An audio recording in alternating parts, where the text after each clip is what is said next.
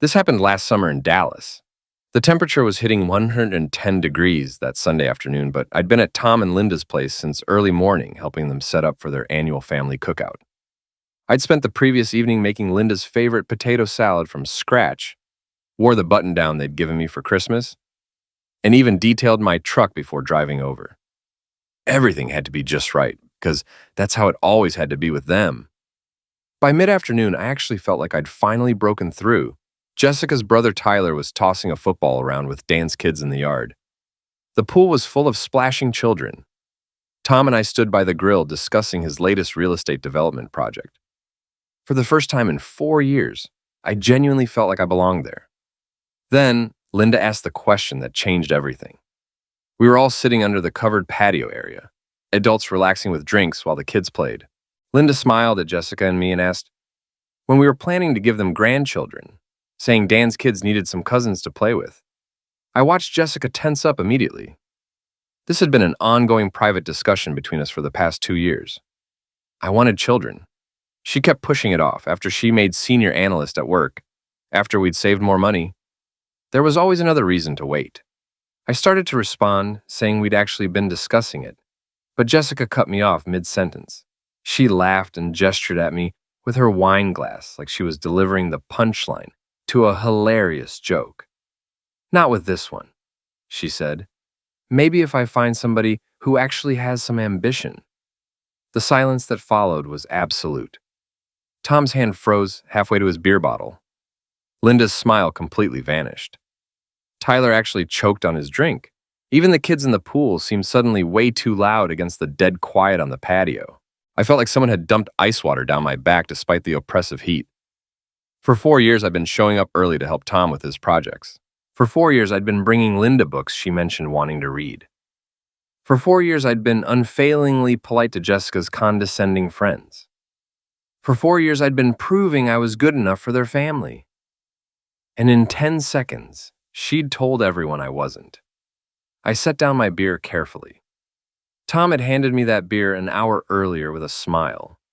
I stood up slowly, wiped my hands on my jeans, and looked directly at Tom and Linda, deliberately not looking at Jessica. My voice came out steady and quiet. You're right. Somebody else will give you those grandchildren. I walked through their house, past the kitchen where I'd helped Linda prepare food earlier, past all the family photos on the walls, including our wedding picture, straight to the front door. I grabbed my keys from the bowl by the entrance, the ceramic bowl I'd given them last Christmas. I heard footsteps behind me as I reached my truck in the driveway. Tom caught up to me and put his hand on my shoulder. Son, wait, he said. I turned around and saw genuine distress on his face. This man had become like a father to me over the past 4 years, but his daughter had just made her true feelings crystal clear. I'm not your son anymore, I told him, but I respect you too much to cause a scene at your house. Tell Jessica her stuff will be waiting for her on the porch. Through the window, I could see Linda gripping Jessica's arm. Linda's face had gone white. Jessica just looked confused and annoyed, like I was being dramatic and overreacting. I backed out of the driveway carefully, maintaining my composure even in crisis. In my rearview mirror, Tom stood with his hands on his hips. Jessica came out the front door with her phone already in her hand. I drove away from 4 years of Sunday dinners, holiday celebrations, and patient relationship building, and all I felt was absolute clarity. Jessica arrived at our apartment 45 minutes later. I was already sorting through our belongings. We rented a place in North Dallas, second floor with a pool view that we never actually used. I heard her footsteps on the stairs. She was still wearing the sundress from the barbecue. She stormed in and immediately said, "That was incredibly dramatic. You embarrassed me in front of my entire family." "I embarrassed you?" I asked. "It was a joke. God, can't you take a joke?" I looked at her, really looked at her. Which part was the joke? The not with this one part, or the someone with actual ambition part? You're being oversensitive. Everyone knew I was kidding. Your mother's face going completely white. That's not how people look when they know someone's kidding. Fine. I'm sorry you can't handle my sense of humor. I went back to packing my duffel bag. I can handle your humor just fine. What I can't handle is being humiliated in front of people I've spent 4 years trying to earn respect from. So what, you're just leaving over one comment? No, I'm leaving because you meant it. You said it out loud, but you've been thinking it for a while now. She saw the duffel bag. Where are you even gonna go? Dan's place. I'll be back Tuesday for the rest of my stuff. I walked out without arguing or yelling, just left. 4 years of proving myself. And in 10 seconds, she'd told everyone what she really thought, that I wasn't good enough. Dan lived in a suburb east of Dallas with his wife Sarah and their 2 boys. When I showed up at their door that evening, Dan handed me a beer and said the guest room was mine for as long as I needed it. Sarah was more direct, asking what happened. I told them everything, word for word. Sarah's jaw dropped. She said that in front of her parents? Dan shook his head. What did Tom say? He chased me down the driveway calling me son. I told him I wasn't his son anymore. The next morning, my phone was flooded with messages. Jessica had sent 47 texts overnight. First, they were angry, calling this ridiculous. Then they turned pleading, saying we needed to talk. Finally, she texted that her dad wanted to call me. I responded once. I have nothing to say right now. Tuesday afternoon, I went back to the apartment with Dan. Jessica was at work. I took only what was mine and left the wedding photos in their frames. But I took the toolbox Tom had given me for Christmas. It was a professional grade set with an inscription inside that read, "To my son-in-law for building your future."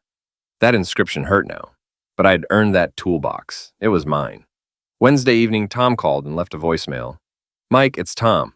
Listen, I don't know what to say except, I'm sorry, what Jessica said was, there's no excuse for it. Linda is furious with her. I considered you family. I still do. Please call me back. I saved the voicemail but didn't return the call. He still thought of me as family. His daughter clearly didn't. Thursday. I canceled the family vacation we'd been planning. We had a reservation in Cancun for August under my name. I'd put down $1,200 as a deposit and got $800 back. Jessica found out when Linda mentioned being excited for the trip. She texted me, "You canceled Cancun? That was for all of us." I replied, "I'm not family, remember?" Over lunch that day, Dan asked if I was planning to divorce her. I don't know yet, I told him, but I know I'm not going back to being her punchline. She's called Sarah 3 times asking if you're okay. I'm better than I've been in months. Dan studied me carefully. You do seem lighter somehow. 3 weeks later, I met with the divorce attorney. His office was downtown in one of those glass high-rises. David Martinez, early 50s, straightforward guy. He laid out the situation clearly. 4-year marriage in Texas. Community property state, no kids, rented apartment, joint checking account with about $8,000, separate retirement accounts, individual car loans. If you're certain about divorce, he said, file first. It sets the tone. I'm not certain about divorce yet, I admitted, but I am certain about respect. Then make moves that show you're serious. Separate your finances, establish residency somewhere else, document everything. The consultation cost $350 and it would be $5,000 if I actually proceeded. I paid and took the paperwork with me. That Wednesday, I opened an individual checking account and transferred exactly half from our joint account, $4,000. I left a note in the transaction memo. Separated finances as of July 22nd. Remaining balance is yours. I updated my direct deposit information, kept the joint account open, but stopped contributing to it. Thursday evening, Linda showed up at Dan's house.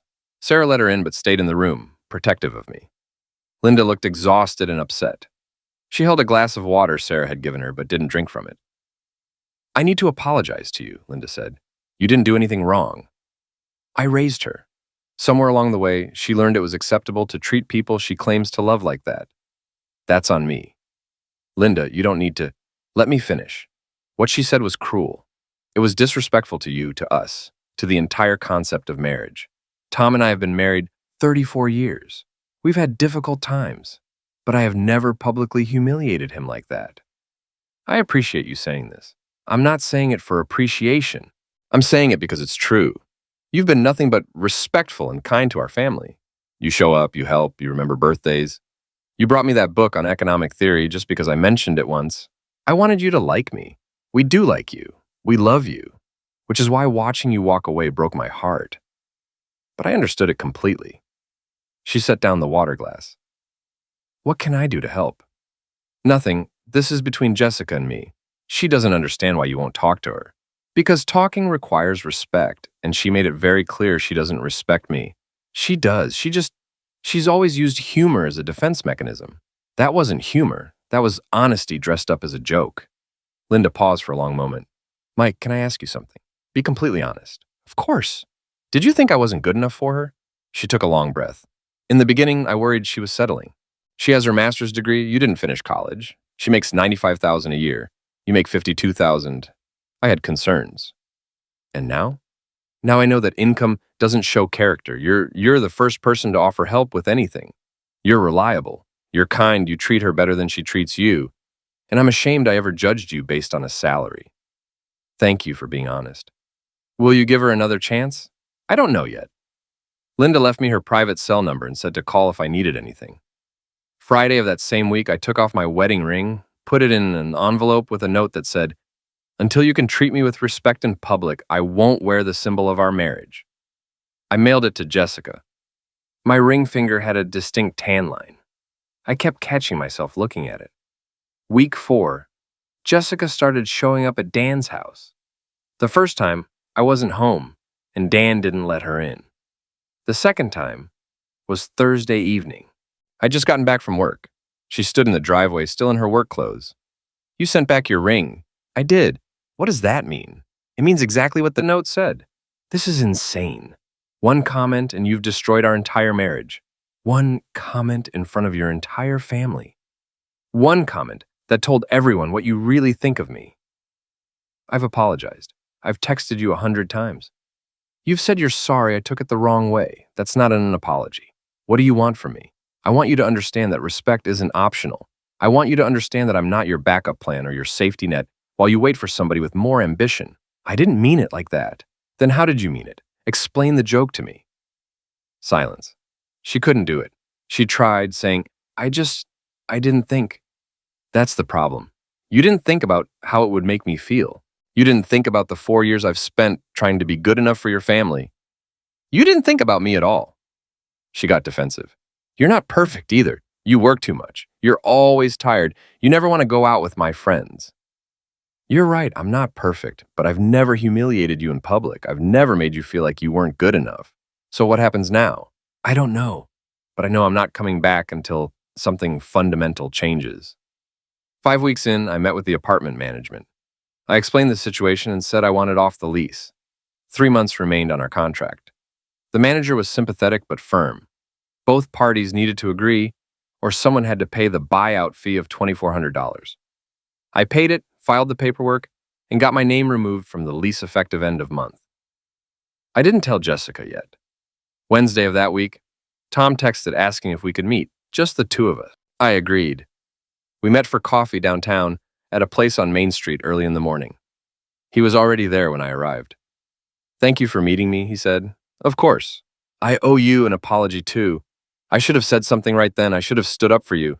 You chased me down the driveway, only after you'd already left. I should have said something the moment those words came out of her mouth. What would you have said? He paused. That she was wrong, that you're a good man, that she was lucky to have you. Do you believe that? I do now. I'll be honest with you, Mike. When Jessica first brought you home and I had my doubts, you seemed young, directionless. But over these 4 years, you've shown up in ways that genuinely surprised me. I just wanted to be part of the family. You were. You are. That's what eliminates me about this whole situation. He leaned forward. I'm going to tell you something I haven't told anyone except Linda. Last year when we were building that deck together, remember that weekend project that turned into 2 weeks? Right. That Saturday night, Linda said to me that you worked harder than half the people in my office. She was right. You measured twice, cut once, you asked questions, you cared about doing it properly. I enjoyed it. I know you did. That's when I knew you were going to be fine, more than fine. And Jessica, she didn't appreciate what she had. Are you filing for divorce? He asked. I met with a lawyer, but I haven't filed yet. What's holding you back? Honestly, 4 years of history. And the fact that I did love her. Maybe I still do. Love isn't always enough, though. No, it's not. What would it take for you to try again? A genuine understanding of what she did. Not just an apology because she got caught being mean. Real change. I told him then about removing my name from the apartment lease. He nodded, then pulled out an envelope. Take this. What is it? Security deposit, first month's rent, whatever you need. I can't take your money. You're not taking it.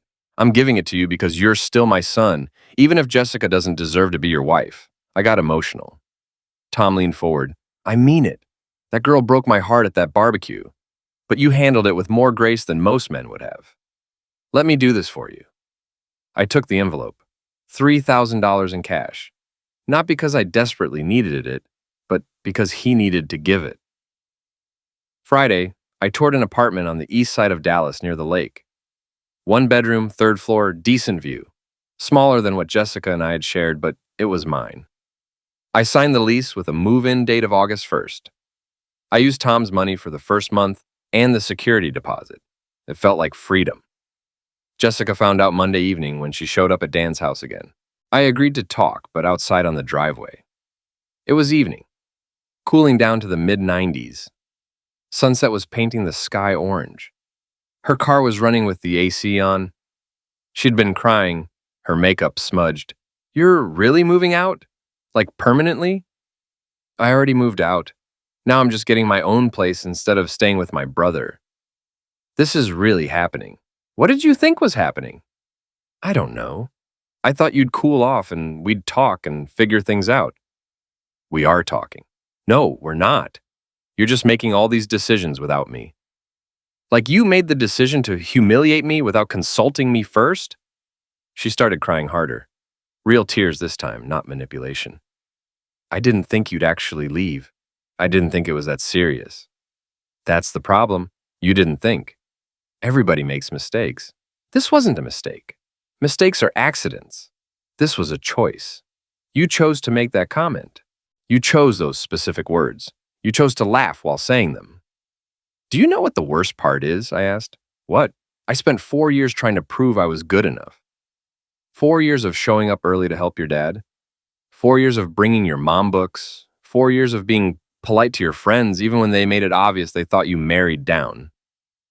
And just when I thought I'd finally made it, that I was finally part of the family, you told everyone what you really thought. That I was temporary. That you were settling. That somebody better was out there. That's not what I meant. Then what did you mean? Because that's what everyone heard. That's what your parents heard. That's what your brother heard. That's what I heard. What do I have to do? I don't know, but whatever it is, it's not a quick fix. You don't rebuild trust with an apology. You rebuild it with time and changed behavior. How much time? As much as it takes. Are you seeing somebody else? I laughed without humor. No, but I'm seeing myself clearly for the first time in years. I noticed my dad gave you money. He did. How much? Enough to get me started. He won't even take my calls lately, but he gives you money. Maybe that tells you something. That my own father is taking your side. That your father recognizes respect when he sees it. And he knows who showed it and who didn't. Week 6, I closed our joint credit card. We'd been using it for household expenses. The final balance was $1,847. I paid my half, $923.50, and sent Jessica a screenshot with the message, paid my half. Close the account or transfer it to your name. Your choice. She responded, this is really over, isn't it? I replied, that's up to you. Saturday, Dan helped me move into my new apartment. Sarah brought housewarming gifts, dishes, a coffee maker, curtains. Dan's boys were excited about Uncle Mike's new place. The furniture situation was simple. I borrowed a couch from Dan, used an air mattress the first night, then bought a queen-size mattress. Setting up the apartment felt therapeutic. Every item I unpacked was mine, not ours, mine. Sunday afternoon, Jessica showed up. She'd gotten my address from the old apartment paperwork. I was assembling a bookshelf when the doorbell rang. She stormed in without invitation. So, this is it? This is your new life without me? How did you get this address? Does it matter? I didn't give it to you for a reason. She looked around critically. 1 bedroom, no dining room. You gave up our apartment for this? It's not our apartment anymore. And yes, I chose this. This is pathetic. You should leave. Why? Because you've moved on? Because you're doing so great without me? You know what I think? She said. I think you're being a child. I think you're punishing me to feel powerful. I'm not punishing you. I'm protecting myself. From what? One comment? I finally raised my voice. From being disrespected. From being treated like I'm not good enough. From spending the rest of my life wondering when you'll find somebody with more ambition and leave me. She stepped back, surprised. I wouldn't have left you. But you thought about it. That's what that comment was. That was you telling everyone you kept your options open.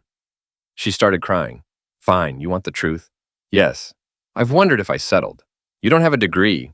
You're not climbing any corporate ladder. My friends ask why I'm with somebody who works in construction. My colleagues don't understand why I didn't marry somebody on my level, and sometimes I wonder if they're right. There it is. What? The honesty. That's all I ever wanted. Not the lie that it was just a joke. The actual truth. I didn't mean, you did mean it. And now we both know where we stand. You want to know something? I said. I'm glad you said it. What? That comment at the barbecue. It hurt terribly, but it woke me up. It showed me that I'd been trying to earn the approval of somebody who was never going to give it. Because in your eyes, I'll never be enough. My salary will never be high enough. My lack of degree will always be held against me. I'll always be the guy you settled for. That's not fair. Isn't it? You just admitted it. You question why you're with me. You think you married down. I love you. I know you do, but love isn't enough when it comes with shame. I'm not ashamed of you. Really? Then why did you make that joke? Why did you need to make your family laugh at my expense? Why did you choose that moment to remind everyone that I'm temporary? She broke down completely. It wasn't about you. It's about the pressure. My mom asks every holiday about kids. My dad keeps talking about legacy. My friends are all having babies and buying houses, and I'm still in a rental with somebody who's not good enough. I didn't say that. You didn't have to. You showed it. I need you to leave now, I said. Please, just tell me what to do. Tell me how to fix this. There's no quick fix. You can't apologize your way out of revealing who you really are. You showed me that when things get uncomfortable, you throw me under the bus. You showed me that my worth to you is conditional. You showed me that after 4 years, I'm still on trial. I don't know how to make this right. Then don't. Just leave. She left crying. I sat on my floor surrounded by half-assembled furniture, exhausted but relieved. The truth was finally out. Monday morning, I called David Martinez, the divorce attorney. I'm ready to file. Are you certain? She showed up at my apartment yesterday. She finally told the truth. She thinks she's settled. She's ashamed I don't have a degree. She's embarrassed when her friends ask about me. That's painful. I'm sorry. Don't be. I'd rather know the truth than keep pretending. Come in Friday. We'll start the paperwork. Wednesday evening, Dan came over with beer. We sat in my sparse apartment. You seem different, he said. How? Lighter, sadder, but lighter. I know what you mean. It's like I've been carrying this weight of trying to be enough. And now that I've dropped it, everything feels different. You filing Friday? Yeah. How do you feel about it? Like I'm doing what I should have done the moment she said those words. 9 weeks after the barbecue, Jessica was served with divorce papers at work. A process server showed up at her investment firm downtown. The papers cited irreconcilable differences and requested division of debts. I wasn't requesting spousal support. Tuesday evening, she called. First time I'd answered in weeks. You actually filed? I told you I would. I didn't believe you. That's been the problem. You never believed I'd stand up for myself. Is there any chance? No. You won't even hear me out? I've heard enough. I heard you at the barbecue. I heard you at my apartment. I heard the truth. That's enough. Thursday, Linda called. I heard you filed. I did. I can't say I'm surprised. Disappointed, but not surprised. I'm sorry it came to this. Don't be sorry. My daughter did this. She broke something that didn't need to be broken. I appreciate everything you and Tom did for me. Mike, listen to me. You're going to be fine, better than fine. Some woman out there is going to appreciate what my daughter couldn't see.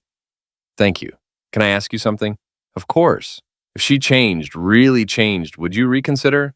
I don't know. But it doesn't matter because I don't think she can change who she is at her core. She'll always think she's settled. And I deserve somebody who knows they won. Week 10, I settled into a routine. Work, gym, family dinners at Dan's, my apartment. I started woodworking as a hobby, using the tools Tom had given me. Building things with my hands felt therapeutic and creative. I made a coffee table from scratch, something entirely mine. Texas requires a 60-day waiting period for divorce. The days passed. I worked, I built furniture. I spent time with Dan's family. I was okay. 3 months after the barbecue, Jessica started therapy. Her therapist helped her understand that the comment wasn't really about my worth. It was about her own insecurities. She'd been so focused on external markers of success that she'd missed what actual partnership looked like. Her therapist gave her homework. Make a list of what I contributed versus what she valued. She made the list. What I contributed: emotional support, physical help, family connection, reliability, loyalty, effort, respect, love. What she valued: prestige, status, appearances, what her friends thought. She told Linda, I traded something real for something imaginary. She stopped calling me, stopped texting. She started showing up at family events alone, humble, different. She told her parents, I destroyed the best thing I had because it didn't look impressive enough. Linda told Tom, she's finally understanding, but it might be too late. Jessica wrote me a letter that her therapist suggested. She didn't send it, but she wrote it. Full acknowledgement of what she'd done, why it was wrong, what she'd learned. It included, you deserved somebody who was proud of you, not somebody measuring you against an arbitrary standard. I didn't even believe in myself. I'm sorry I made you feel like you weren't enough. The truth is, you were always more than enough. I just couldn't see it past my own ego. Month 4, we had our mediation meeting. The 60-day waiting period had been reached. The split was straightforward. No shared assets beyond cars we already owned separately. Jessica kept the apartment until the lease ended. I kept my place. Final dissolution was scheduled for 2 weeks out. Week 2 of month 4, Tom asked me to lunch again at that same coffee shop downtown. I'm not here to plead Jessica's case, he said. Good, because I wouldn't listen. I'm here to tell you that she's different. I don't know if it matters to you, but she's genuinely different. People don't change, Tom. Some don't. But some do, and they lose something they can't replace. He told me what she'd been doing. She'd quit her job, the one where she was embarrassed by me, and took a position at a nonprofit that builds affordable housing. 30% pay cut, working with people, building homes.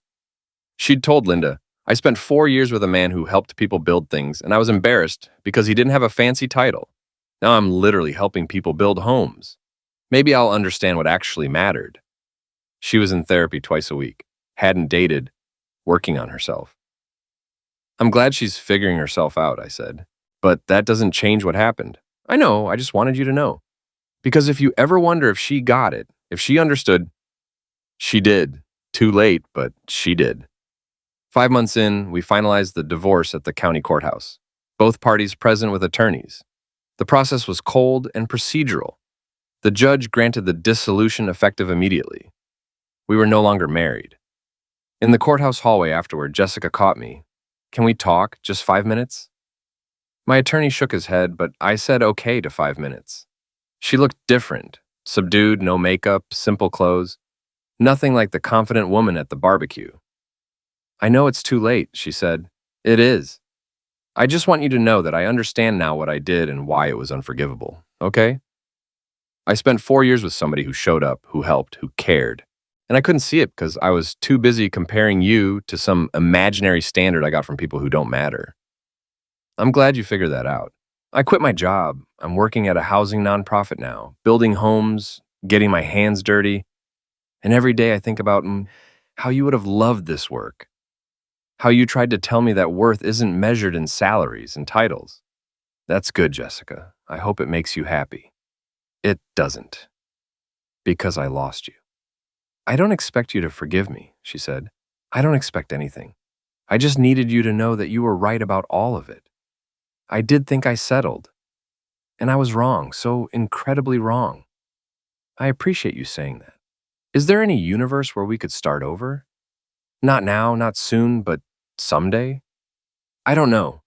But I do know that I can't be with somebody who's ashamed of me, even if they eventually realize they shouldn't have been.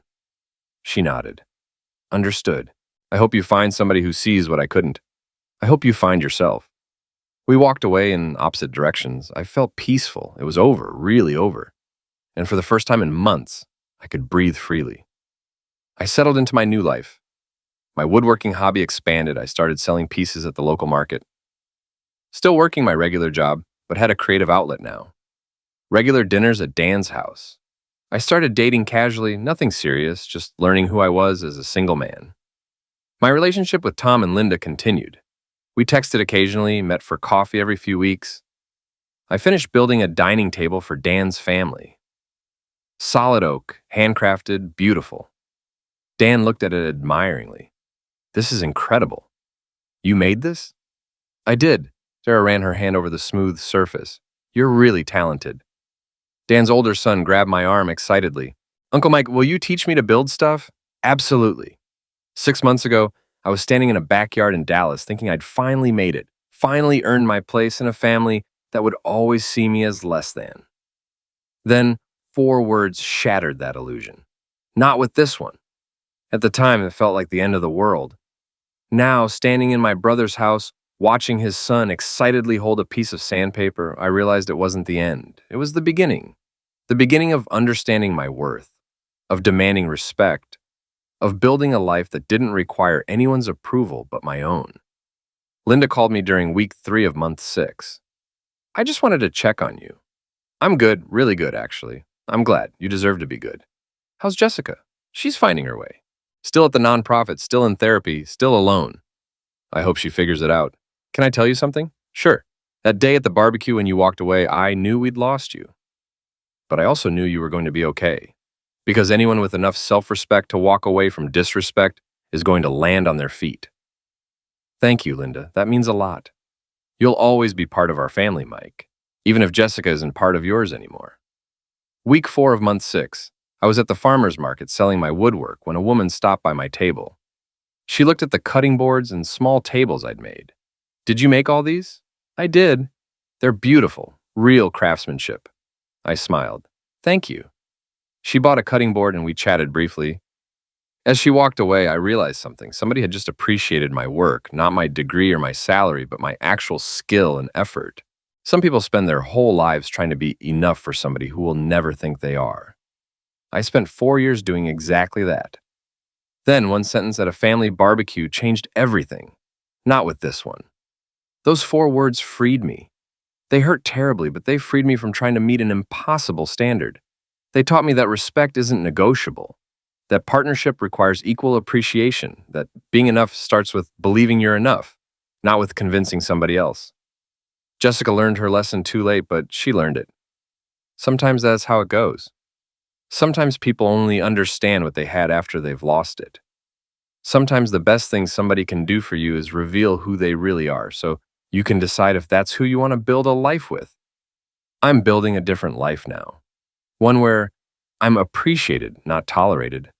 Where my worth isn't measured by somebody else's arbitrary standards. Where a cutting board I made with my own hands means more than any job title ever could. 6 months ago, I drove away from a family barbecue. Today, I'm hosting my own, just me, Dan's family, and Tom and Linda. Building new traditions, making new memories. Turns out when you walk away from disrespect, you make room for respect to find you. And somebody else will give them those grandchildren. Just not me. And that's exactly as it should be.